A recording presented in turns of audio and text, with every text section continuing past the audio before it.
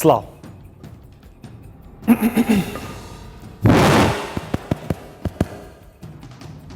سڵاوتان لێبێ دووبارە ئەوەی کە گوێتان لێ بوو نواندنێک بوو لە ناو بەرنامەکە بەڵام بۆ ئێمە نواندنە هەزاران ماڵ هەیە لە چواردەوری مزگەوتەکانن ڕۆژانە لە شەو ڕۆژێکە 5 جار گویان لەم قرخە قرخ و پاکردنەوەی قورگ و فول لە مایکا بێت بە ناوی بانکردنیان بۆ مزگەوت و بۆ ئیتاعات ئەو پەڕی خۆشەویستیمان هەیە بۆ ئەو بانگ خوێنە بەڕێزانەی بە دەنگێکی خۆش بانگی خەڵکەکەن بۆ نوێشکردن و عیبادەتکردن بەڵام ئەمەی کە گوێتان لێ بوو دیاردێکی ئێجگار ناشرینە کە پێم وایە لە وڵاتی ئێمە زۆر دیارە بۆ باسکردنی ئەم دیاردە ناشرینە میوانناری مەریوان نەقشبەنی بەڕێوەبەری پەیوەندیەکانی وەزارەتی ئەوقاف هونەرمەند ئەنوەر قەراخی کە هەمومان ساڵانێکی زۆر بەدەر لەلایەنە هونەرەکەی گوێبیستی مناجات و ئەو دەنگە خۆشە بووین کە بانگی بۆ یاوین و ئاشنا بووین بە دەنگی و دەنگیشە بۆتە بەشێک لە یادگاری لای هەمومان حاجی کاروان پەرلەمانتار کاجو نزراوی نووسەر و ڕایشکاری یاسایی بەخێربێن کاک مەریوان تۆکو لایانی حکومی دیاردەیەکی جوانە ئەوەی کە من کردمەوەی کە گوێمان لێ بێ ڕۆژانە بەناوی خوای گەورە لە ڕاستیا بانگی مزگەوتەکان کە زیاتر لە 5,000 بانگ ئەدرێت لە مزگەوتەکانی کوردستان ڕاست لە 5 فەرزەکان بەڵام ئێمە نایشارینەوەکەوە نە ئەوەندە خەڵکی پسپۆرمان هەیە لە بواری بانگبێژی کە هەم دەنگی خۆش بێ و هەم شارەزا بێ بە دروستی بانگەکە بخوێنێ نە لە ڕووی هونەریەوە لە ڕووی ئەجهیزە و لایەنی فەنیەوە ئەوەندە بە ستاندارد بانگەکان ئەدرێیان بە موحەد ئەدرێت کە جێگای ڕەزامەندی بێ بۆیە ئێمە لەگەڵ ڕێز و حرمەتی زۆرمان بۆ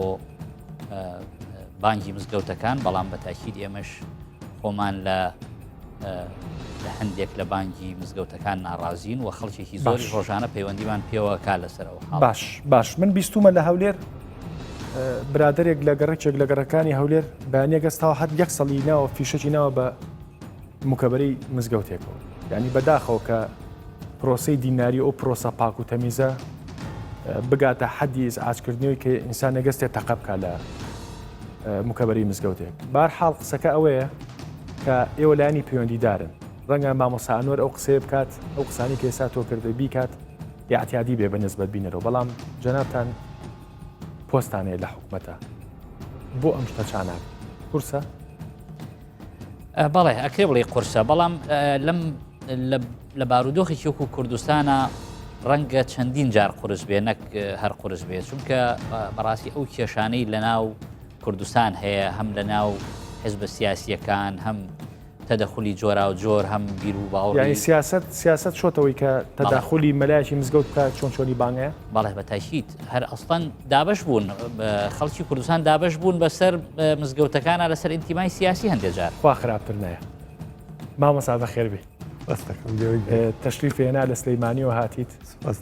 ئیشەڵا بە سەلامەتی ژەگەڕیتەوە وەکە تۆ تەجروبەیەکی خراپە هەیە لە هاتنێ بۆ هەولێر جارێک حساسیتم هەیە لەگەڵ هاتووە زێ حساسیەتی هەیە مامۆستا قورسە مەسەلەن وەکو وڵاتێکی تورکیا وەکو وڵاتی تورکیا وەکو وڵاتی مسر کە ئەی بەلای مزگەوتێکا بانگە یعنی پیاوە حەزەکە بچێت دیناری بکاتیایە قورسە وەڵام من حەزەکەم وا دەست پێ بکەم بڵێم ڕەنگە هەموو شتێکی شت بە زەخت بکرێ نوع کورسێکی تیاوی لای خەڵک بە تایبەتی بیر لەوم کە تۆ هەمووی بە یەکجار بگۆڕینە بەڵام ئەکرێ هەنگاوی بۆ بنجێت هەنگاو لە چییە لە مبادرەیەک لە مزگەوتێک و 2 مزگەوت 3 مزگەوت وردەوردا کە بەو جوانی و بۆ ئاشنایەتی ئەو بانگیان بەگوێی خەڵکە ئەوانی کەس چاولەکەی ئەوە بکەن لە کاتێکە وەکو خۆت ئاماژە پیا جاری وە هەیە من خۆم شخص خۆم لەوانە بووم کە بە فوی مایکرۆفۆنەکە بزانانی ئیشەکە ئیشناکە ڕاستڵکی بوو خەبەرم بۆ تۆ بۆ نمونە باش جایەکە گۆرە نەخۆشی هەبێتە دڵی هەبێ و قڕ بەسەری ڕەنگە هەردێ بوو بێتەوە ئەم حاڵتە لەو قەناعەتام ئیشی تەواوی وەزارەتی ئەوقاف ئەتوانێ خول بکاتەوە بۆ هەندێک بانگهێش بک بۆ بەعزێ لەو قوتابێنێکەوە لە قوتابخانە ئایدەکانی خوێن و دەنگیان جوانە کە بێن فێری ئوسوڵی ئەو شتانە بن چۆن بانگ بن بە چەند شێوازی مەقاماتەکان بە شێوازی ڕیستاتیڤێ ئێڵەیە بە شێوازی تەنقیمێ ئێڵەیە بە چ نوعێکەوە ئاینەکە ڕێگەی داوە بۆ نوعافیان بکەنەوە بوتێ لەو قەنەعەتام ئەگەر بێتە بەرنامەیەک لەناو مەدرسەی دینیە شتەکە ئاسان بێت و ئاسانکاری بێەوە بە تایبەتی لە هەندێ مزگەوتی دیار ئەگەر ئەوانە پیادە بکرێ لە ئەوانی کەش مزگەوتەکانی کەش ئەبێ بە چاولەکەری ئەوە چووکە بە ئاسانیەوە ناڕۆ بەسەر خەڵکەکە. باشە حاجی کاروان ئەم هاوارهاواری بەشێک لە بانک خوێنەکان خۆ بەشی چیان بانک خوێنیش نین پێما بێجاری وایە مەسەن لە مەنتیقەی سناعی هەولێر کابرا ڕەنگە فیتەر بێت ینی ڕاکاتە سەر مینبەرەکە بە ناوی ئەوەی کە ئەمە خێرە بانگە ئەم هاوار و بانکردنە ئایا بانکردن بۆ ئیتاعەت ئاوا هەیە؟ بەڵێ سپاس خۆشحاڵ بووم من ئەبێ لە چوار نقطەیە بە کورتی باسی بکەم بەشێکیان ئیداریە بەشێکیان فەنیە بەشێکیان شەرعیە بەشەکەی تر عرف ئەبێ لەم چوار بەڕێی من لەم چوار تەوەرە دەرنەچین باش ئەوەی کە ئەبیسترێ و ئەبینین لە بانکدانە ئەو خەلەلەی کە هەیە لە ڕووی فەنی و لە ڕووی هەموو شتەکانەوە ئەتوانی بڵێ لە 180 خەتای وەزارەتی ئەوقاف تەعینکردنی بانک بێژەکان لەسەر ئەساسی مەوهیبە لەسەر ئەساسی دەنگ لەسەر ئەساسی زانین نەبووە مزگەوتی وا هەیە تاگمەریوان ئەزانێ بە خادیمەوە بگرە بە ناو موئەزینەوە تەعین بووە نازانێ بانک بدا دە نەفەری تایە لە جاتی ئەو دو نەفەرە دوو نەفەر یا یەک نەفەر وەکو بانک بێژ بەڵام بە مەرج بەو مەرجەی کە قیرائی قورئانی مەزبوط بێ دەنگی خۆش بێ و یەکێک وەک جەناوی مامۆستا نوێر قەرەداغی تێستی دەنگی بکە لە ڕووی مەقاماتەوە کە ئەمە شایانی ئەو بێ بچێ بانکدا کە بانک نوێش چەند پیرۆزە بانگەکە ئەوەندە پیرۆزە تۆ بەناو خواوە خەڵک بانگەکەی کەواتە ئەساسی ئیشەکامە بەشێکی گەندەڵیە بڕۆ دنیا یەک گەندەڵی لەو بابەتە هەیە ئەگە یەک تەحەدا ئەکەم یەک مزگەوت یەکم بۆ بدۆزەوە بانک بێژێکی ڕسمی تابێ وەکو بانک بێژ تەنها بانک بدا هەر ئەم پیاوە جیرانە من جیرانم ئەو جیرانە من خۆم قەدیم بانک مەدا کەزانین دەنگم ناخۆشە وازم لێهێنا یعنی لەم بەینە گوێم لە دەنگی یەکێک بوو لە من گەورەتر بوو تاوێکم پێی شەرم کردوتم بلند دەنگ ناوت وڵای کاگە دەنگی من و تۆ بە بانک نابێت لێگەڕێ ئەوە لە بەشە ئیداریەکەی تەمان ئەو دوای دینە سەریکەت عیلاجەکەی چییە بەشە فەنیەکەی ئەوە تورکیا یەک لە شروتی بانکدەر ئەبێ کەسێک وەک مامۆستا نوێر قەرەداغی تێستی دەنگی بکە ئەبێ بزانە ئەم دەنگە شیاوە بۆ ئەو بانگە و شیاوە بۆ ئەو ئێرە بەشەکەی تری لە ڕۆژ شەرعیەکەی طبیعیە بانک بەعزێ مەرجی شەرعیکایە ئەم بابەتە ئەبێ ڕەچاو بکرێ بەشەکەی تری عورفە عورفەکە لەگەڵ جەنابی کاگمەریوانە باسمان کرد کە بڕیار نیمچە بڕیار نەبوو بەس اقتراحێکی وەزارەتی ئەوقاف بۆ هەمووی بێتە یەک سیستەم و یەک بانک بە یەک ئەجیزە بانک بدرێ ئێمە چۆن تورکیا عورفی خۆی هەیە وەکو بانکدان شێوازی دەحنی تورکیا جیایە شێوازی ئێران جیایە شێوازی سعودیا جیایە ئێمەش شێوازی خۆمان جیایە ئەبێ حسابی ئەم عورفە بکەیت ناکرێت تۆ ئەم بانگە هەڵگری بیکەیتە ئەجیزە لەبەرەوەی عورفی کوردەواری مەقامی دەنگی کارەکە ئەوە نییە حاجی حەدیثێکی پێغەمبەر هەیە ئەوەی کە بانگەیات ئەوەی کە بانک بخوێنێ لە ڕۆژی دواییە شکڵ و شێوەیان ملیان بەرزترە لەوانی تر یعنی ئەمە وای نەکردووە کە خەڵک موبەڕیری خێرەکە بێنێتەوە بۆی کە هەچۆنێکە دەنگی بانک بات ئەو حەدیثە هەیە بەڵام اختیاری پێغەمبەر چۆ بۆ بانک دەرەکە بۆ لەناو هەموو سەحابەی بیلالی هەڵبژارد بۆ چوو بووە مەکە لەناو مەکە لە فەتحی مەکە لە ڕۆژی مەکە یەک گەنج بە دەنگێکی خۆش شعرێکی وت وەکو مەقاماتێکی عەرەبی ئەو زەمەنە یەکسەر وتی من مەکە بۆ تۆ بەجێ دێڵم بۆ بانکدا لەناو ئەو هەموو خەڵکەیە پیاوە گەنجە هەتا مرد هەر بانگیدا کەواتە اختیاری دەنگەکەی و حتا ئیمامی عومەر تۆزێک خۆی ئەوە کرد لەو شوێنە فەرمی لێ گەڕا عومەر ئەوە دەنگی زۆر خۆشە با لە مەکە بانک بدا کەواتە بیلال لە مەکە نەما هاتووە بۆ مەدینە اختیاری پێغەمبەری خوا صلی الله علیه و حاجی وەکو شارەزای جەنابێ وەڵامەکەی تۆکەم بە پرسیار بۆ کاجوونس بانک فەرز کراوە لە ناو قورئان و حەدیثە نا وەکو فەرز لە قورئان نا بەڵام باس ئەوەیە ینی ئاذان ئاذانە ینی چۆن ئیقامە هەیە ئیقامی پێشنوشتۆ بێ قامەت بکەی بانگیشە ینی بانک شتێکی سابتە نەگۆڕە هیچ قسەی لەسەر نییە خلافی لەسەر نییە بانک بدرێ یان نەدرێ ینی بانک شتێکە ئاذانێکە ومن يعظم شعائر ذلك ومن يعظم شعائر الله فإنها من هەموو ئەچێتە ناو شعائر ئەو شتانەیە کە بە ئاشکرا ئەوترێ یا بە ئاشکرا ئەکرێ باش کاجیونس ئەم ئاشکرایی بانگانە تۆش بەخێربی زۆر نازام پێشەکیم بەرنامەی بۆ یەک میوانی تۆزێ شتێکم پێ بەس لە توای تر چوارم بووی تۆش بەخێر بێ دووبارە هەڵبەتە بەرنامەکەم دەوڵەمەنەکەی کاجیونس ئەو زەڕوریەتەی بانگی کە هەیە و ئەو جۆرەی لە کە بەشێکی زۆر لە هاوڵاتیانی کوردستانی بێزار کردووە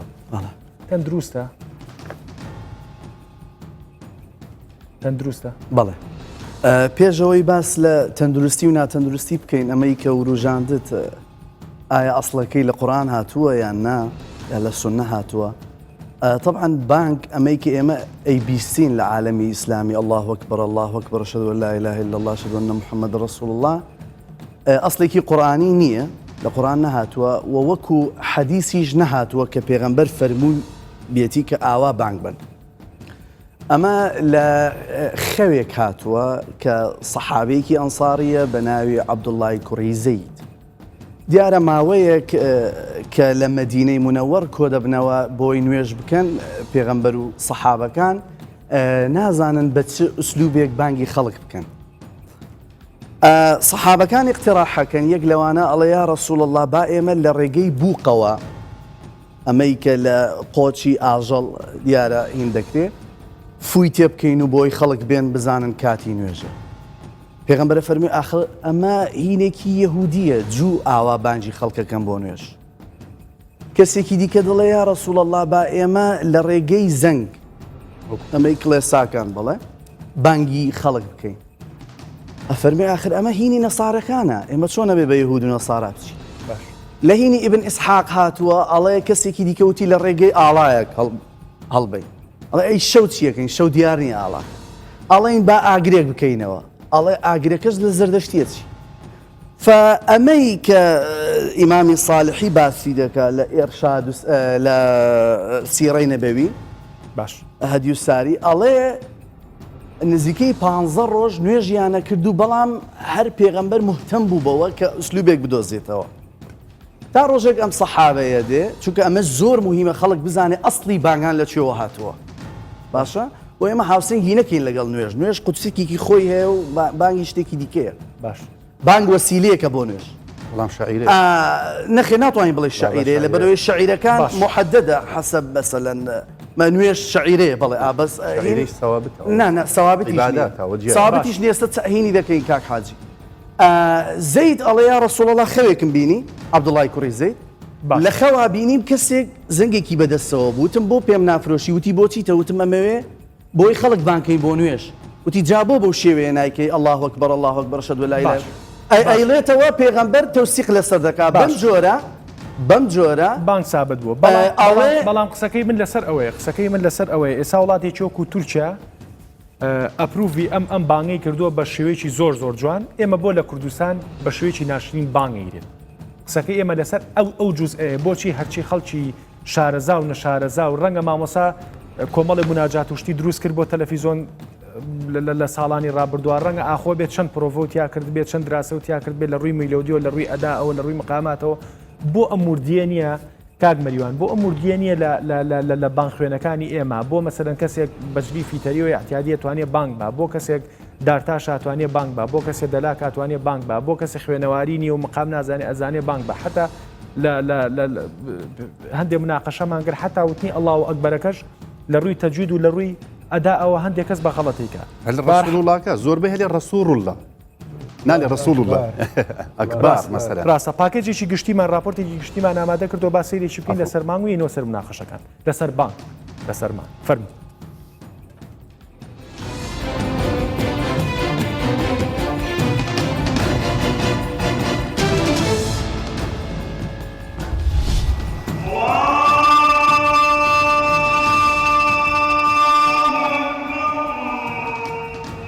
بانگ لە ئاینی ئیسلام بریتیە لە بانگەوازیەک ڕوە و موسڵمانان بۆ پەرستن و پارانەوە لە خوددا و لە ڕۆژێکدا 5 جار دووبارە دەبێتەوە. بڵنگۆی منارەکانی ناو مزگەوت کە لە شاردا باڵایان لە زۆربەی بینا و ماڵەکان بەرزترە شوێنی بڵاوکردنەوە بە خەبەرهێنانەوەی خەڵکە. ئێستا کە سەردەمی تەکنۆلۆژیایە شان بەشانی مزگەوتەکان هەندێک تەلەڤزیۆن، رادیۆ و سایتی ئیسلامیش بەکاردەهێنرێت بۆ ئەوەی موسڵمانان لە کاتەکانی نوێژ ئاگدار بکرێنەوە. الله أكبر الله أكبر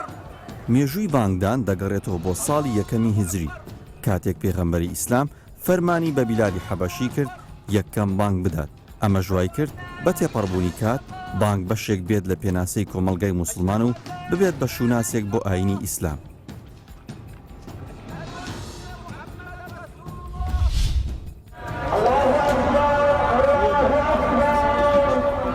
شێوازی بانگدان لە هەرێمی کوردستان وەکو ئەرک و فەرزێکی ئاینی سیر دەکرێت. هەموو کەسێک لە کوردستان دەتوانێت بانگ بدات، تەنها مەرج بۆ ئەم بابەتە ئەوەیە کە دەبێت کەسەکە لە ڕەگەزی نێر بێت. أشهد أن لا إله إلا الله لە هەندێک وڵاتی تری ئیسلامیدا ئەو کەسانە بانگ دەدەن کە تایبەتن و خاوەن دەنجێکی خۆشن. ئەو کەسانە پاش خوێندنی شەرعی و شارەزایی تەواو لە بانگدان لەلایەن حکوومەتەوە مۆڵەتی بانگدانیان پێدەدرێت. بەڵام تا ئێستا لە کوردستان دەنگخۆشی بۆ بانگدان نەبووە بە مەرج. ئەمە لە کاتێکدایە کە زیاتر لە 5400 مزگەوت لە کوردستان بوونی هەیە و لە ڕێگەی ئەم مزگەوتانەوە بانگ بڵاو دەبێتەوە. لە ساڵی 2015 پرۆژەی بانگدان بە سیستەمی ئەلکترۆنی بۆ حکومەتی هەرێمی کوردستان پێشنیار کرا بۆ ئەوەی مزگەوتەکان لە یەک کات و لە ڕێگەی ڕیکۆردەرەوە بانگ بدەن. بە هۆکاری نادیار وزارەتی ئەوقاف پرۆژەکەی ڕەت کردەوە. بە شێوەیەکی گشتی وزارەتی ناوبراو چاودێری خودبەی ڕۆژانی هەینی مزگەوتەکان دەکات، بەڵام هەم خودبە و هەم بانگ لە هەرێمی کوردستان لە ڕێگەی بڵندگۆوە بە بێبوونی هیچ ڕێسا و یاسایەک بۆ ئاستی کزی و بەرزی دەنگی بانگ بڵاو دەکرێتەوە.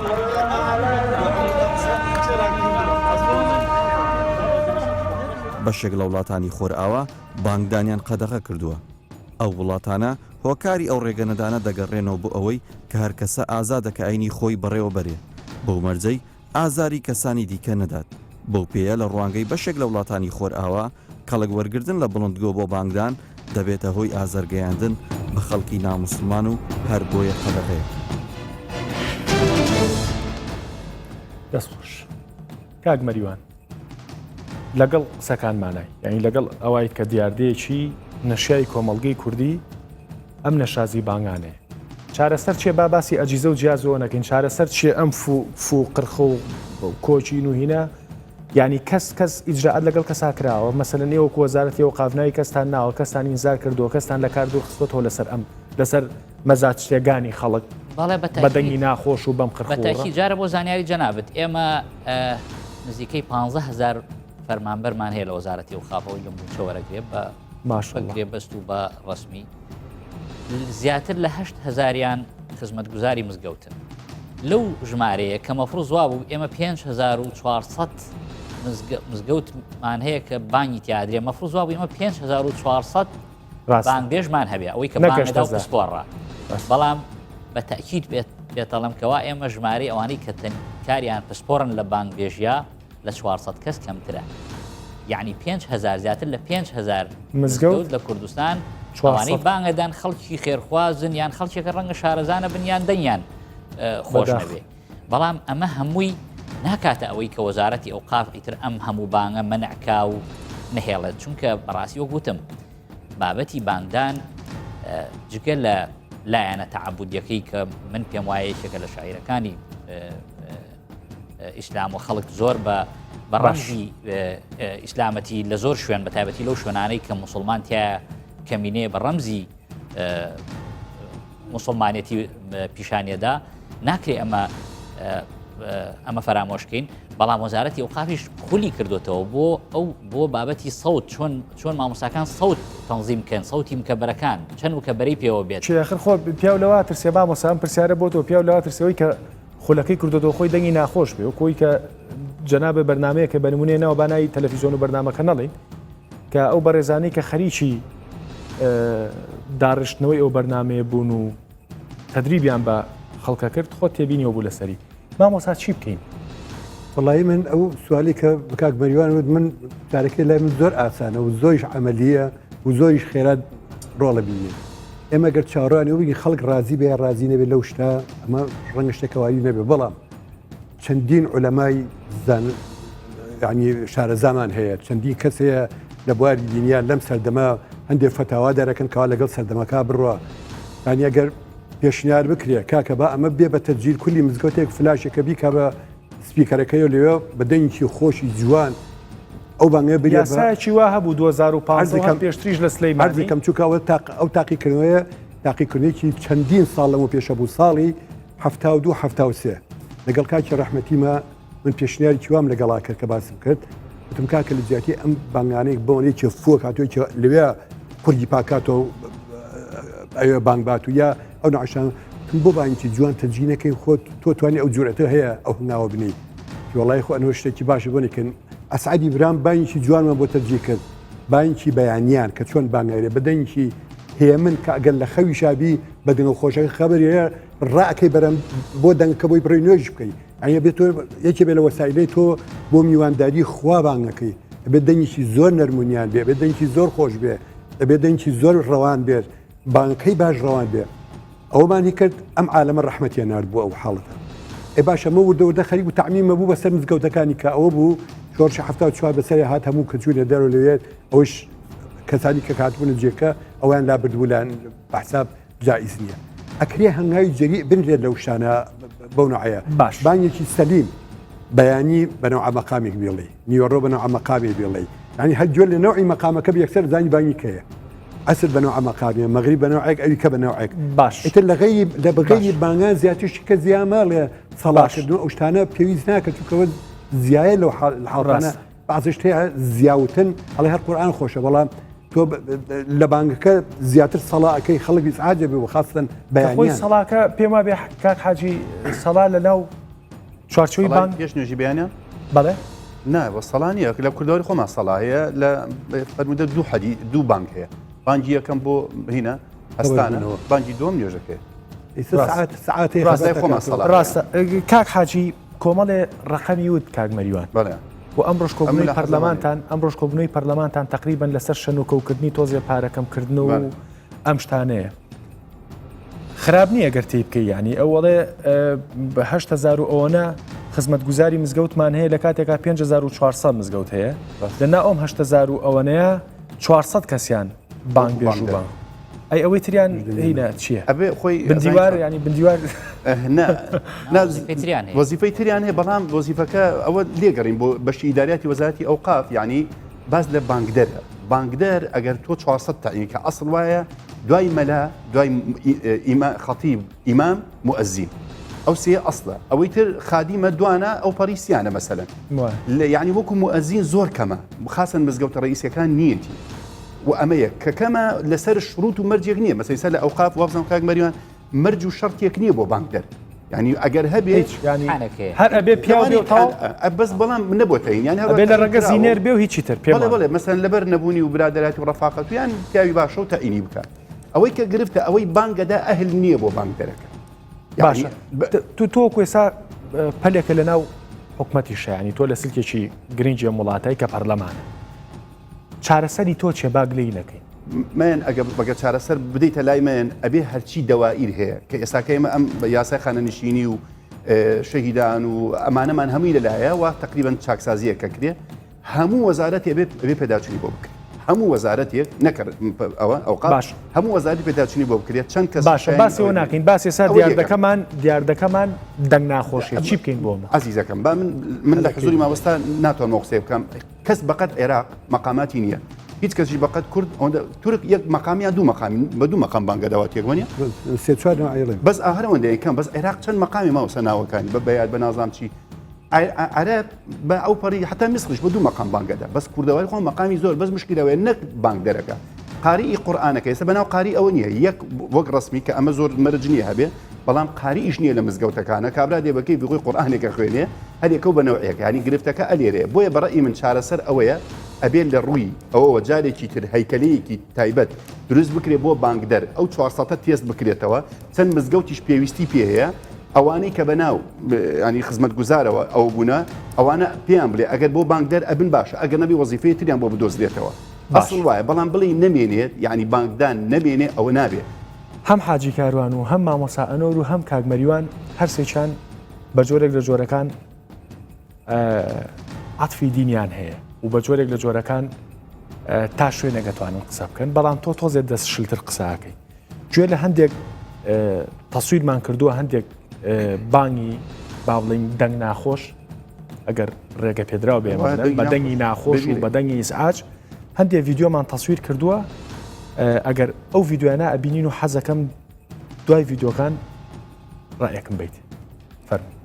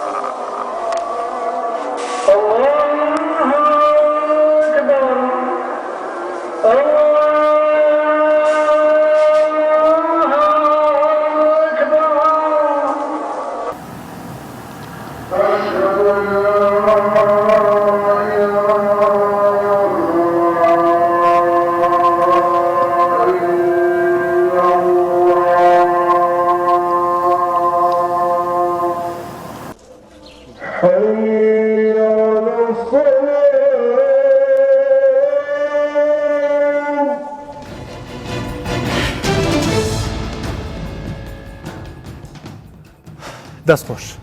کاجوونس گوناحی ئەو دراوسی و دەرودراوسی ئەو مزگەوتە چییە؟ کە گویان لەو دەنگە ناخۆشاوی ئەمە ئەو ئاەتەمان بیرە خاتەوە کە دەفەرموێ وإذا ناديتم إلى الصلاة اتخذوها هزوا ولعبا واتە کە ئێوە نەوە بانگێگەکەن باشە ئەو خەڵکەی دیکە دەوروبەرەکە بە ئیستهزا و بە گاڵتە جاری وەریەکری ئەمە یەکێکە لەو نەوعاوە ئەمەش هاوبەش و هاویاری زۆرە طبعا ئەو سەوتە باش ئەمەش کە نەوعیەتی سەوت بەڕاستی من دەیگەڕێنمەوە بۆ ئەوەی مەسەلەن ئەمە گوناهی چییە کوردێکە بە عەرەبی بانگەدا یعنی بۆ ئەبێ بە عەرەبی بێ ئەمە یەک لە کاتێک هیچ هینێک نییە قسەکەی تۆیە کە عەرەبی نازانێ عەرەبی نازانێ بۆیە ئەمە سەبەبێکە ئەمە یەک دوو کێ ڕێگەی بەمەداوە مەسەلەن ئەبێ ئیلا لە ڕێگەی مکەبیرە بێ ئەمە بیدعەیە زمانی پێغەمبەر عەلەیهی سەلام لە ناو مزگەوت بانگدراوە ئاخرە و کاتار نەبوو مکەبەرە هەر نەبوو بیدعەیە کەواتە بیدعەیە ئەمەی ئێسەیکەن ئەمە بیدعەیە باش شتێکی دیکە جا ئەمەی کە بە ڕێزانیش ئاماژیان پێدا کە شەعیرەیەکی ئیلاهیە نەخێرەمە بوختانە بۆ قورئان ومن يعظم شعائر الله شعائر الله لقرآن هاتووە لە سوورەتی حەمد هەتا ناس شعائر الله لەوەیە سەڵات شەعیرەی ئیلاهیە بەڵام ئەمە خەوێکە سەحابێک بینیوێتی وەکو باسمان کرد باشە من قسەکەی من ئەوەی ئێستا تۆ یەکێک لە هۆکارەکانی ئەم دەنگ ناخۆش و ئازکردنی خەڵک ئەوەیە کە عەرەبی نازانێ ئەمە عەرەبی نازانێت دوو سەبەبی مکەبیرەکە کە ئەمە هیچ سەبەبێکی شەرعی نییە ئەمە بیدعەیەکە دروست بووە سێ ئەو مکەبیرانەی مزگەوتەکان ئەگە سیرکەی هەمووی بەرەو زەویە وەگەبی خاتە فەزا سەوتەکە کەمترە بێتن وایە ئەنجە چوار ئەگەڕێتەوە سە نەوعیەتی سەوت و ئەمانە باشە مامۆستا ئەگەر ئەو دەنگ ناخۆشە مامۆستا هەر جوابەکەی تۆکەم بە پرسیار ئەو دەنگ ناخۆشەی کە جۆ لێ بوو پێکەن زۆریش پێکەنیت پێی پێ دوای ئەگەر بە کوردی بانگ با دەنگی خۆش بێ والله من حەقی نییە فتوای بم بە کوردی بێڵیا بە عەرەبی بێڵە بەڕاستی باشە نە بەس من پرسیارەکەی منەوە ئەگەر ئەو دەنگێکە جوێن لێ بوو تۆکو مامۆستا بانگانەوە کاکەوە دەنگی ناخۆشە یعنی بە کوردی خۆش بێ ڕەنگە باش بانگ باد لەوانێ بەزەگە زمانی خۆی بێ مەخرەجی حروفەکان باشترە یارمەتی مەگەر بێ بە قوربان ئەزانی چی مەسەلەی بانگان ئێمە باسی دەنگخۆشیەکێک کە تۆ ڕۆکێ دەملەوە دەنگخۆشی علاقی بەوە نییە ئایا بانگەکە خۆشەڵیان ناڵێ یا باشەڵیان نایڵێ هەیە دەنگی ناسازە بۆی توانەکە بێنێتەوە حرفەکە بەنەوە درێژە کاتوە بێ بەڵای یەک تەکنیکی کرد وەکوڵی حەی عەلە الفەلاح درێژە کاتەوە لە کەلیمەی حەی عەلە الفەلاح چێتە دەرەوە علاقەی بەوە نییە بە کوردی بیا بە عەرەبی بێ بە کوردیش بێڵێ هەروە بانگات دڵنیام لەوە باشە کاک باش دەنگخۆشیەکە حەقی بە زمانەوە نییە حەقی نییە بە زمانەکەوە یعنی خۆ لە تورکیاش خۆ لە تورکیاشەر بە عەرەبی بانگەی عەرزەکەم مەقام ئەو مەقامش کە بانگی پێێرێ مەفروض نییە نهجی تەنغیم زیاد لە حد بکرێتیایە چکە تۆ داوایەکەی بۆ خواپەرستن لێە تۆ بیکە بە نهجێک لە نەوعی گۆرانی ئەوانە وارید نییەوە لێ بەنوعێک تەنغیمی ئەیتێکەوە لە جێ خۆی حرفەکان بە پێی دێژکەی تۆ کوتیکەوە لەوە تقریبان هەندێک خەڵگەی ئەوەی تورکیا تۆزێک مەکروه هەیە ئەوەیە کە زۆر تەنغیمی تیەکەن ئەگەر چی ئەوان تحلیلیان کردووە وەکو سیستەمی خۆیان نسابیانیان بە نەوع مەقامێکی ڵێن باش نیۆڕان مەقامی عەسر مەغریب ئەوە باش حاجی بە کورتی ببورە من نەمیست جابی ئەو کاو بدەمە وەکو جوابدانەوە بەڵام باش وەسیلە بۆ خزمەتکردنی دین ئەمڕۆ سەماع هەیە پێش سەماع شتێکی تر هەبوو ئەیان وت قەدیمە و نازم کولەکە بۆ چی بووە بۆی دەنگەکە بگا لە جاتی بۆ 4 ماڵ بگە ئەگا بە چل ماڵ چیش کاریکایەوە ئەمە وەسیلەیە بە سەماعەدا باش ئەیکە وەسیلەکە هەیە ئەیکە وەسیلەکە هەیە ئەو هاواری بۆ چیە مەسەن هەر بەدەر لە بانگیش عزیزەکەی من ئستاز دەتوانی وەسیلە لە مۆبایل خەڵکێکی زۆر هەیە خەزنی دەکا بانگەکان وەختی لێش پێت دەڵێ کە بانگە کاکەینجان ئەمڕۆ باشە، مۆبایلەکەی 33 ئەوەی تیانە دوێنێ نەبوو دوێنێ مۆبایل نەبوو لە 2000 مۆبایل هات کەواتە ئێستا با ئێمە لەگەڵ حەداسە بڕۆین نەخۆ بانگەکە نادی بە جیرانەکەنە ئەوە با پێ بڵێم ئەم مەسەری بانگدانە ئەسڵ وایە بەڕێی من نابێ نەک بەڕێی من شەرعەن وایە ئەفەرمەوە ئیدا نودێ لسەڵاتی نودیە کوێ ئەنی بانگ بدە وازەحە ئەمە ئەم سەڵاتە تقریبا بۆ سەڵاتە سەڵاتە بانگدان بە ئەسڵە بانگدان ئەسڵە وە گەیاندنی دەنگەکە ئەسڵە دەنگ خۆشیەکە ئەسڵترە چونکە پێغەمبەری خوا سەلەم بە ئیختیاری خۆی کردوێتی هەردووکی هەم مەکە هەم مەدینە بە ئیختیار بۆ کە دەنگ خۆشیەکەش ئەسڵە سێەم نەگۆڕینی زمانەکەش ئەسڵە کەس بۆی نییە قسەی دەزەروکە نەک هەر ئەم بێ باش من یەکجار من ئێستا من قسەکەم لەسەر یەک دیار قسەکەم لەسەر یەک دیار ئەسڵ ئەوەیە دەوی بە زمانەکە بەو عەرەبیە بێکە هاتووە کەواتە دینی ئیسلام دینێکی عەرەبیە من پشتگیری بۆ قسەکەی جەنابێ ینی عەلازیز سوجادیش لە ڕشتەی مروواریە ئاماژی بۆ یاوە کە ئەکرێ بانگ بە کوردیش بیرێ عزیزم بانکرا بە کوردی قامەتەکرێ بە کوردی نوێژی شەکرێ بە کوردی یا بە تورکی یا بە سینی لەبەرەوە ئەمە شتێکی سەوابتن نەگۆڕاوە ناشگۆڕدرێ هیچ ئیشکالی نەمە عیلاقی بەم لەحنەوە نییە کە من قسەکەمان ئەوەیە کە دەنگێک ناخۆش بوو مامۆسانۆر ماشەڵڵا ئەتوانم بڵێم نیو سەدەیە خەریکی کاری هونەری و خەریکی دەنگ و دایان جیلیۆک و ئێمەمانانی پێگەیانوە قسەکەی ئەوەیە ئەڵێ عەرەبی بێ و کوردی بێ و فارسی بێ کە دەنگەکە ناخۆش بوو ناخۆشە کاک مەریوان ئیجراتان لەگەڵ کەسا کردووە لەسەر ئەو دەنگە ناخۆشەی خۆی ڕاستی ئیجرات چییە لە ئەوکە وەکو ئاماژەم بۆ کرد ئەجرات ئەوەیە بڵێ کاکە با قسەکەم تاواکەم لە 16 من ئاماژەم بۆ کرد لە 16 ئەو کەسانی بانگەدەن لە مزگەوتەکانە نە فەرمانبەری وەزارەتی ئەوقافن و ڕەنگە بە تەکلیفیشیان لێ بکەن بۆی بانگ بدەن کەسێک بانگ بدەن چکە وەکوتم ئاماژەم بۆ کرد ئێمە ئەو عەدەدەمان نییە ناشکرێت 5400 با تۆزێ ڕێی خەڵک وەرگین کۆمەڵێ ڕای خەڵکمان وەرگرتووە با و ڕانە وەرگین و قسەیەکی ترمانە بێ فەرموو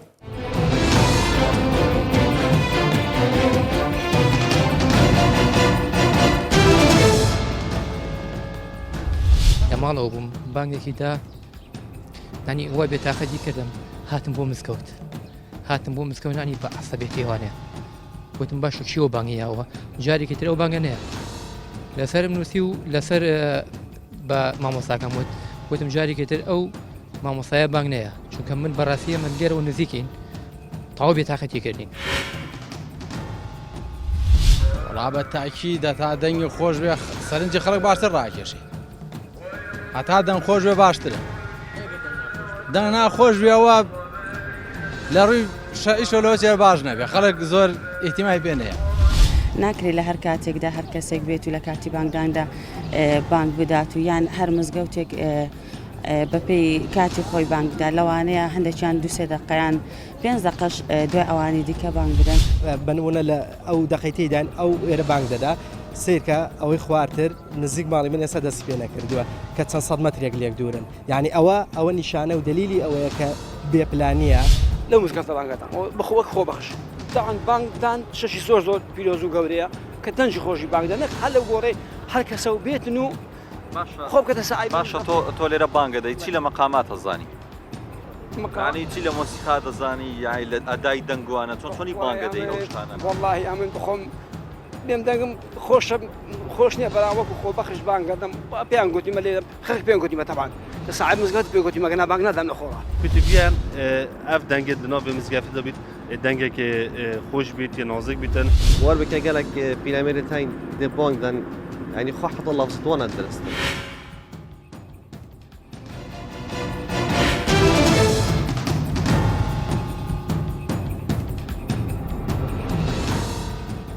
بەشێکی زۆریش لە هاوڵاتیان هەر هەمان ڕێی ئێمەیان هەیە کاک مەریوان چیەکەن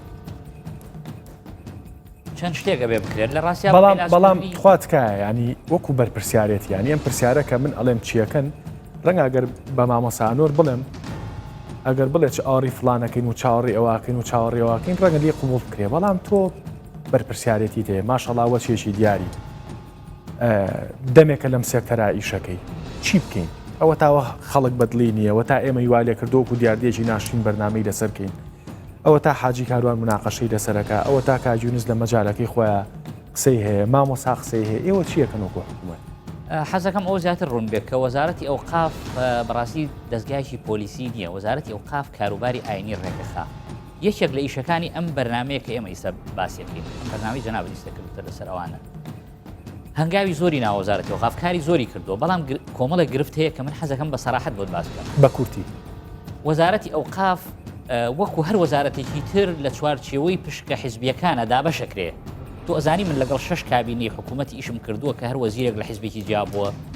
ئەمە وای کردووە کە ئیشەکان یەکتر تەواو نەکەن کاتێک کەسێک دێت بیرکردنەوەی بۆ بانگدان نەوعێکە وەزیرێکی تر دێت بیرکردن یعنی وەزیر هەیە حەزی لە دەنگی ناخۆش بێ نا مەبەستمەوە نییە مەبەستمەوە نییە ئێمە قسەکەمان ئەو تۆزەکە ئیجراعاتکردنەکە ڕەنگە فەرقی هەبێ کەسێک هەیە ئەڵێ ئێمە ئیستا ئەولەویەت ئەوە نییە کە بڕێن خەریکیەوە بین مەلای مزگەوتەنگی ناخۆشە لای بێن ئیستا ئەولەوێت ئەوەیە کە موچەی فەرمانبەران داوین بکەی کەسێکی تریە ئەڵە جارە وتار خوێنەکان کە ئیستا لە وەزارەتی ئەوقافێ بۆردێکمان هەیە هەروە بزان بەناشکری نەبێسا وەزیریشتان نییە ینی وەزیری بەوەکالە دەتانەکە بەڵام بەڕاستی ئەبێ بزانی لە وەزارەتی ئەوقاف بۆردێک هەیە کە خەڵکی زۆر پسپۆڕ و خەڵکی جیاوازی تایە لەوانن لە خەڵکی تایە لە حیزبە ئیسلامیەکان خەڵکی تایە لە لجنەی فتووا خەڵکی شەرعزانی تایە خەڵکی ئیداریشی تایە ئەمانە هەموو پێکەوە کارەکەن ئەم ڕەنگە ئەم بەرنامەی جەنابە دیستە کە باسیەکەی ئەو بۆچوونانی باس کرا هەمووی لەناو ئەو بۆردا گفتوگۆی لەسەر بکرێ و بە دوای چارەسەرەکانی بگەڕێن بە تاکید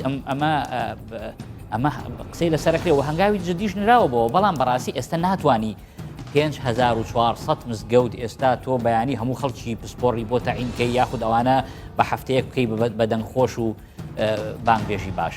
ئەمە یەکێک لە گرفتەکانی ئێمە ئەوەیە کە بەشێکین لە حکوومەت وەکوتم مؤسسەی دینی نابێ بەشێک بێ لە حکوومەت هەڵەیەکی زۆر گەورەیە کە تۆ مؤسسەی دینی بەشێک بێ لە حکوومەت سبەی ڕۆژ هەر ئێستا کە قساکەین لەسەر ئەمە خەڵکی غەڵێ بۆ ناوێرن لەسەر زەنگی کەنیسەکان قسە بکەن کە لە عینکاوە لێدرێ کە دوو ئەوەی بانگەکە ڕەنگە خەڵکی ئازەکە ڕەنگە ئەوی جوابێ ئەمە بەڕاستی هەمووی قسەیە بەڵام دیاردەیە ڕەنگە مەسەلەن لە هەموو کوردستانە 50 کەنیسە نەبێت بزانم 100 زیاتر هەیە 100 کەنیسە هەبێت بەس قەیناکە بۆ مهمە بۆ شوێنەکەی خۆ ڕەنگە لە کوردستان 100 مزگەوت بانیان دەنگیان ناخۆش بێ بەڵام جا مەبەستم ئەوەیە بەڕاستی مؤسسەی دینی نابێت حکوومەت بە شێوازێکی پۆلیسی ئیداری بکە ئەبێ بەڕاستی خەڵک بە تێگەیشتنی ئێگەر خەڵک تێنەگەی خەڵک تێنەگەیشت ئەوە بەڕاستی ئەکەوینە ئەو وەسعی کە ئێستا هەیە ئەبینی باشە مەسەر مامۆسا باسی مەغریبی کرد وڵاتێکی وەکو مەغریب مەسەلەن غەڵەتی کردووە کە وەختی خۆی ئەمەی کردووە بە قانون و دەنگ ناخۆشەکانی لا بردویانی نا من ناڵم هەموو گیانی ئیسلامی ئیسلاحاتی دەست پێ کردووە لە بواری ئاینە هەموو گیانی ئیسلامی وەڕەنگە زۆر دواکەوتبین هەموو دنیا بە یەک زانیاری پێ بڵم عەبدولفەتاح سیسی بە یەک فەرمانی خۆی 500 مزگەوتی هەر داخست بە کاملی لە میسرا دایخست ئەڵێ ئەمانە لەگەڵ دەستور و قانونەکانی میسرا یەک ناگرنەوە باشە مامۆسا چی بکەین بۆ حاڵەکە مەسەرەن خەڵکەیە سا یەکێک لەو بە ڕێزانەی کە کاگەرش مقابلی کردو بان خوێن بووی کە هەر داماوە نێزانی مەقامیش چیە ئەوە تێگات مەسەلەن دەنگی خۆشکەی سەمن دەکەوێت کاگوێر باس شتێکیوان کردم کاکە هەنگاوی سەرەتا بنێن بۆی ئەو بانگ بێجانە یاخود مەجموعەیە نخبێ لەو گەنجانەی کەوا لە مەدارسی دینیا خوێن خولێکیان بۆ بکەنەوە فێری ئەو شتانەیە بکەنەوەی پێداویستی مەقامە پێداویستی میلۆدی زمانە پێداویستی وەکو ئەرکێژی ئەخلاقی مەسەرەن جەنابە ئامادەی ئەگەر خولێکی وا کرایەوە ئێستا پێم وت وتم ئەگەر خولێکی واتان کردەوە من ئامادەم بە خۆبەخشی بێم لەگەڵتانە هاوکاریتان بکەم و چەندینی کەشەیە ئەو هاوکاریە لەوانەیە مستعیبێ و هاوکاری پارەشی تێ ناچێ مامۆستا حاجی پێ باشە طبعاً ینی بەداخەوە ئەڵێم ینی ئەگەر لە سەرەتاوە وەزارەتی ئەوقاف بە ئەرکی سەرشانی خۆی هەستایە تا ئەم لەحزەیە یەک لە ئەرکەکانی ئەمە بواە يعني مادام مؤسسة حكومية علاقة بونية مؤسسة دينية مؤسسة شعائر دينية كفرق لغل شيء إداري راس تقول ري حكومته وخلق تعيينك ملابي خطيب بي إمام بي هالشيء بي بانك دربي أصل وابو أما حسابي بو بكراي كإستاكا أم جيشنا بمحدة لم دقي أما ناكبي إما دو حل ماني أو صارصتي كاجمريوان قيلة أم صارصتي على لقد بيننا أوقاف بيخنوا تيست جاري ما كده بردسته ما فعلين ئەمانەی تر تۆ لە شارێکە ناو شارەکان مزگەوتە ڕئیسەکان هەیە زۆر ئاساییە جەنابی کاک مەریوان ئەزانێ مدیریەتی ئەو قافەکان چەند مزگەوت ئایدیە مدیریەیە ئەچن بۆ مزگەوتەکان زۆر ئاساییە ئەگەر بانکدەرێکی دەنگخۆشی لێ بوو لەو لجنەیە دەرچوو با بانک بدا بەردەوام بێ نەبوو ئەمە دەنگی دەنگخۆشێکی ئەم کوردستانە با عەبدولباستومان شاویش نەبێت عێراقیش نەبێ کوردی خۆمان بێ بانکێکی خۆشە بێ موحەدیش نەبێ عەلەقەل دە بانکدەری دەنگخۆش دەنگی تۆمار بکەی ئەی خەیتە ناو ئەو جیازەی کە لە ناو ئینەکە هەیە ئەو فلاشێکە بە معدل سابتە جیازە داگیرستان بانکە درێ ئەوە زۆر ئاسایی بە ئەم ئەمە تەجیل کەم کاکە ئەو دەنگی مامۆستا ئەنوەر قەرەدا ئێمە ئەومان هەیە کاکەم کاک ئەو پرۆژێ هات بەقەر حکومەتێک سەپۆرتانە ئەو پرۆژێ شەریک کۆمپانیایەک لە سلێمانی پێشکەشی وەزارەتی کرد و منیش پێشکەشی ئەو ئەنجومەنە باڵایی کە لە وەزارەتی وقاف هەموو بڕیارەکە فتوای تایە بەڕاستی من نازانم دوای ئەوە شتێکی مرکزیە یانوی بیکەن بەڵام ئەوە شتێکی تریش حلەکە کاک مەریوانیان ێسا مەسەر مزگەوت هەیە لەگەڵ ینی مزگەوتی چێم سەری شار لەگەڵ ئەو سەری شار ڕەنگە تێکی هەش دقی فەرق بێ ئیتر ئەم مزگەوتە دەست پێکە ئەم کۆتایی ئەم دەست ئەو پرۆژێ بە ئەو کاتاتوانی سێسا سیستمی یانوتین ئەمە ڕۆحیەتی بانگ و ڕۆحیەتی ئینەکە ئەکوژێت ئەوە ڕۆحیەت هەردووکی من ئەرزم کردن هەردووکی بێ وتمان ئەو مزگەوتێکە بانکدەرێکی دەنگخۆشی لێ گەڕێت باشە بە لەحنێکی خۆی طبیعی و باشە نەبوو ئەوەی کە جۆمان لێ بوو لە بەری ڕۆحیەت نەکوژین جۆمان لەو دەنگە ناخۆشە بێ مەسەلەن من تەمەن ناکەم کە لژنەی فتوای ئەمە گوێی لەو بانگانە بێ و ئەو ئەنجومەنی باڵایی کە ئەو پرۆژیان ئەو پرۆژی ئەو کۆمپانیان لیژنەی کاجونز ئام قسایەکەم بۆ لیژنەی فتواکەی کاک مەریوان باسی لیژنەی فتوا ئەگەرەتانەیە ریسێرچی جدی بکەن ئێمە بۆ بەرنمەیە کە هەفتەیەک خەریکی بەرنمەیەکە بین و چەند کەسێکی لە تیمیان بەرنمەیە ئەو هەموو ڤیددیۆمان ئامادە کردووە ئەگەر ئێوە نیەتێکی واتان هەیە و دەستکەن بە ئیجراعات و شتێکی باش بکەن و وردە وردە دەنگی مزگەوتەکانمان خۆش بێ وەرنە لای ئێمە ئەو وەرکە پسپێرم بە ئێمە 100 مزگەوتی ئەواتان بۆ تەسویرەکەین و 100 ڤیددیۆیاتان بۆ نێری تەسویری بۆچی هەیە ینی هەر بۆیان نەرین وەکو دۆکمنت بەنای مزگەوت و مشتێک چکۆ ڤیددیۆمان زۆر کۆ کردوخواخۆیان لجنەی ئەو قاف کاک مەریوان بەس ئیسیشارەی کردواگان لێبێ ئەوان فتوایان نەداوە کە نابێ ئەبێت جیایکەینەوە ئەمە بەس ئەوەی کاک مەریوان ئێمە کاتە لە لجنەی ئەو قاف بوو من کاک مەریوان هاتنە ئەوێ وەزارەتی ئەو قاف یعنی ئێمە وەکو مەشروعەکەمان پێ باش بوو بەڵام من وتم بە تەبعێکی کوردەواری خۆمان باش بەم شێوازە وتمان دەنگ خۆشێکی بێ ئەو سابت بێ نەبوو ئەو جیازە ئەخەیتە سەری میمۆریەکە و سابتە باشە کاجونس 2000 دیناری تێچێت باشە کاجونس جوو لە هەموو قسەکانە جوو لە راپۆرتەکانیشە جوو لە خەڵکیش بوو چارەسەرەکرێ ئەم شتە ئەمەی من دەیبیسم مەسەلەن میحوەرەکە بە ئەسۆڕێتەوە لە دەوری نقطەیەک ئەویش سەوتی خۆش و ناخۆش بەڵێ دیاردەکەی ئێمەشەوە یەک شتە پێ بڵێن بۆ ئێمە قسە لەسەر هین ناکەین ئەم پێش و پاشەی کە بۆی زیاد دەکرێت لە بەیانیان خاصە أستغفر الله سبحان الله والحمد لله باشا لباشا ألف صلاة والسلام عليه أو هنا مجموعة جملة كذا كاتب باشا أو هدية الفاتحة جليقة باشا تو أو همو بوكسي لسر ناكري بوكسي لسر أو ناكري أو دنجة بو أو أنا برزة باشا قسر لسر شي كي دي كناكري خو همو خلق ناتشي تمزقو وانيا خو همو خلق مسلمانية سيكا پیغمبر عليه السلام كمثلا قدوي همو معنا وانيا لما كان يجي ذكر بنامبر كعبة دنجي برزك الدواء بوي أمية بن خلف أبو الحكم وأبو سفيان جاء القرآن به بلام أمان آيات كتب بيغمبر دلار دفرمي قل ادعوا الله أو ادعوا الرحمن تو بانجي الله بك يا رحمن ما يا الرحمن أيا ما تدعو فله الأسماء الحسنى باشا كامل بانكي فرقينية ولا تجهر بصلاتك دنجي هالمبرة ولا تخافت بها زور نزمي شي مكوى وابتغي بين ذلك السبيل اما جالين وابتغي بين ذلك السبيل يعني او دنگا برزه بوتشي دنگا كي نزم باشان ذكري خوا او هلاي بوتشيتو خلق خوتو يا مشغوليان منال خوتو نخوشه ازعاجيكي تو اياتك صوت اعراف زور جوانا ما يصط دو صوت بينتاتوا واذكر ربك في نفسك تضرعا وخيفة ودون الجهر من القول بالغدو والآصال يقل الذكر كان صلاة الشتاء ضمني الذكر کە تۆ بۆ وەسیلەیە بانگیەکەی تۆ مقاتعە مەکە کاکە گیان فێری گوێگرتن بن فێری ئەوە بن مقاتعی باش کاجونس تۆ نازانێت باشە کاجونس ئێمە کاکە دەیخوێنمەوە خۆگەڵت نییە کاجونس ئێمە قسەکەمان فێری جێگرتنمە نیم سەعات قسە دەکەی جێم لێ ڕاگەی بەڕاستی فێری جێگرتن بە بانگ دیگرە کاکەجە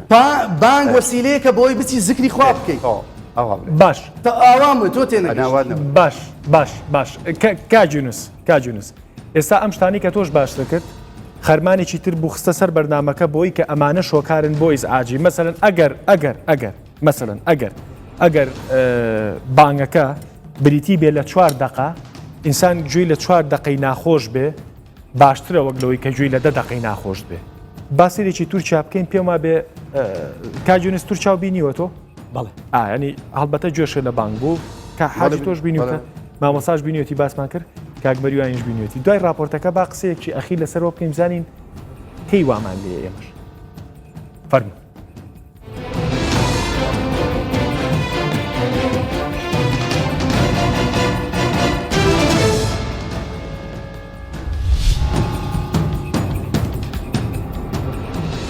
بە جۆرەی دوایین ئاماری دەستگای ئاینی تورکیا 86,762 مزگەوت لە وڵاتە هەن لەو ژمارەیەشدا 3,318 دانیان دەکەوێتە شاری ئەستەمبولەوە مامۆستا و مەلاکانی ئەو مزگەوتانەش لەلایەن دەستگای ئاینیەوە هەڵدەبژێردرێن و بە باشیش پەروەردە دەکرێن لە ڕووی ئاینیەوە پێویستە ئەم مەلایەنە دەنگ گەرو مەقام گوتن زۆر قۆناغی دیکە تێبپەڕێنن دورسۆن شاهین مەلای مزگەوتی چێنلێیە و ئەو مزگەوتە هیچ سوڵتان کۆسامە و لە ساڵی 1640 دروست کراوە دەڵێت لە ڕووی ئاینیەوە بۆ هەر نوێژێک جۆرە مەقامێک دەستنیشان کراوە بۆ نوێژی بەیانیان مەقامی سەبە بۆ نوێژی نیوەڕۆ مەقامی ئوشاک بۆ نوێژی عەسر مەقامی ڕاست و بۆ نوێژی ئێوارەش مەقامی سێگا و بۆ عیشاش مەقامی حیجاز دیاری کراوە ji ber ku kine tenê maqama nimêja êvarî naguhere ew her wek segahê tê xwendin ji bo xwendinê hêja hafiziyê perwerde dest pê dike li hindek qursên Qur'anê müezzînên bi Siûd jî hene ew di heman debê de di dersên olî de perwerdeya musîqiyê werdigirin ji bo xwendina azanê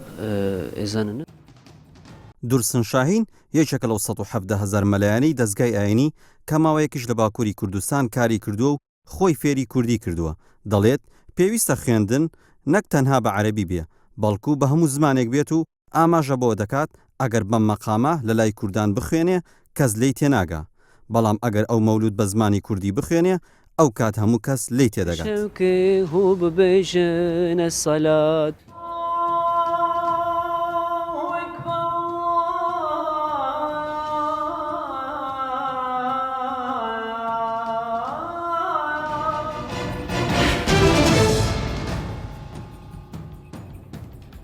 کاک مەریوان شاری ئەستەمبۆڵ زۆرترین مزگەوتی تایە لە وەرەڵاتی ناوەڕاستە و کۆنتترۆلیشیان کردو و ئەوەش نمونەیەکێکە لە مزگەوتەکان وامان لێت ئەمەوە بڵێم ئەوە خۆشترین بانگ نەبوو کە گوێمان لێبوو زۆر لەو بانگی خۆشتر هەیە هەم لە ئێران هەم لە سعودیە هەم لە تورکیا زۆر لەو بانگی خۆشتر هەیە بەڵام حەزەکەم ئەوەش خەڵکی کوردستان لای ڕوون بێت لە هەموو کابینەکانی حکوومەتە کە من ئیشم تیا کردووە بە ئێستاشەوە استراتیجێتی حکوومەت لە کارکردنا ئەوەیە هەموو بابەتەکان تایبەتمەندیەکی کوردانەی پێوە بێت نەک لاسایی تورکیا بکەین و یا لاسایی ئێران یا سعودیا ئەمە استراتیجێتی ئێمەیە بۆیە لە جاتی ئەوەی کە هەوڵ بدەین لاسایی ئەوانە بکەینەوە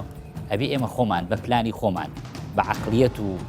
بیرکردنەوەی خەڵکی شەرعزان و خەڵکی دینداری شارەزار لە کوردستان و لە بواری هوەری کە ئیسە زۆر پێم خۆشە مامۆستا لەگەڵمانایە بۆ ڕێخستنی ئەو تۆنانەی کە هەیە بەو شێوازە ئێمەمانەوێت چاچی بکەین هەرگیز چاوەڕێمەکە ئێمە لاسایی تورکیا و بانگانە بکەین کە لەوێ هەیە یا ئێران و شوێنەکانی تر ئەمە استراتیجێتی وەزارەتی ئەو قافە کە تایبەتمەندی دەستمان پێ کردو هەنگاوی زۆر ئێستا پەیمانگایە کراوەتەوە بۆ زانیاریت پەیمانگایە کراوەتەوە کە ڕەنگە ئێمە مۆزوعی بانگدان لە مەرحلەیەکی دوای مەرحلەی ڕێخستنەوەی وتاری هەینی مزگەوتەکان کە ئێستاەوە خەریکی دەستخۆش یعنی دەستی پێکەن و دەستیشتان پێ کردو بەڵێ مامۆسا چی بکەین ویتر ئەخیر قسە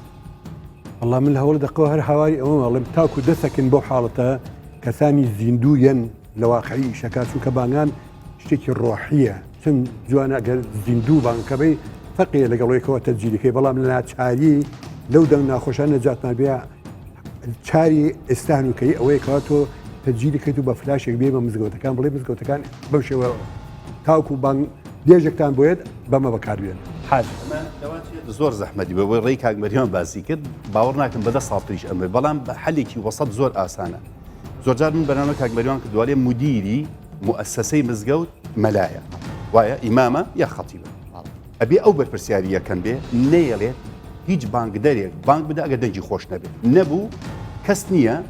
لە مۆبایلی پێێنە بۆ مۆبایلەکەی بانگی تیانەبێت مۆبایلەکەی بخاتە سەر جیازەکە و بانگ بدە ئەوە زۆر ئەستەمتر و باشتر و چاکترە ئەمە باشترین حەلە دوو بۆ ئەوانی بانگەدەن یعنی من لێرە و تەڵەبەکەم لیان ئەپارینەوە دەنگتان ناخۆشە بەخۆمەوەی سەر خۆم بانگ نادەم دەبێت دەنگم ناخۆشە ئەوان ئەوەن هێک دنیا حەزم لێ بوو بەس ئاخر شت ئەو ئاەتی کافەرمێت فی بیوتین ئەذین الله ئەن ترفع ئاگا لێ ئەفەرمێت اسمه کەواتە هەرچی شتێک تایبەتە بە ناوی خوا بە الله ئەکبەر بە لا إله إلا الله ئەوە هەمووی تا ئیسمووە کەواتە ئیزن دراوە کە تۆ دەنگت بەرزکەی بەڵام ئەو دەنگەنا کە بەم ئەجهیزەی کەمێشکی دەنگێکی خۆش دەنگێکی طبیعی خۆش بەبێ ئەزیەت دانی خەڵک کە من 4 ساڵ لە ئەڵمانیا بووم ئەڵمانیا لە شاری دۆرتموند ئیجازەیدا زۆریش طبیعی و بانگیش ئەدرا لە کۆنیش بانگ ئەدرا لە ناو ئیسرائیل ئێستا لە ناو تەل ئەبیب لە ناو تەل ئەبیب کە جوولەکەیە هەموو مزگەوتەکان بانگێکە دەن زۆریش طبیعیە و کەسیش ئەزیێتە دەستخۆش ئەو دیموکراسیەتی طبعا ئیسرائیل باشە سەر دیموکراسی چی بکەین لە سێ نقطە هینی بکەم اختصاری بکەم بەڵێ کەمتر لە دقەیەک یەک مەسەلەن ئەو دەنگە مکەبیرانە هین بکرێتە هینیان نزم بکرێتەوە تەواو ئەمە یەک دوو بە هیچ سەبەبێک نییە بۆی بانگدان ئیتر بە عەربی بێتوانێت تەرجەمەی کوردی بکەین بۆی ئێمەش بە هینی خۆمان بڕۆین باشە سێ بەڕاستیە من ئەو ڤیددیۆیەم بینی ئەمە ئیهانەیە بۆ ئێمە ئەگەر چاو لەوانە بکەین ئەو مزگەوتەی کە ئاوابانجی دەدا ئەو مزگەوتە سوورەتی فەتحی خوێندژی عەفرین باشە بۆیە ئێمەش با فەهمێکی خۆمان هەبێ بۆ دین با دەنگێکی خۆمان ڕاستە هەڵبەتە ئێمە وەکو نمونەیەک نموزەجێک وەرمانگرتووە ینی وەکو چۆن مەسەڵەن ئاواز و مۆسیقا تێگەشتنوری نیە ئەوەی نیە ئێمە ناڵین ئێمە وابین ناشمانێ وابین لە عەقڵیەتی مامۆساوتی خۆمان بین بەڵام وەکو نمونەیەکی زیینوی جوان کە شاری چۆ جوان نییە جوانەکەی لەکوێ من مەبەستم ئەوەیە واز لە عەقڵیەتی تەقلید بێنی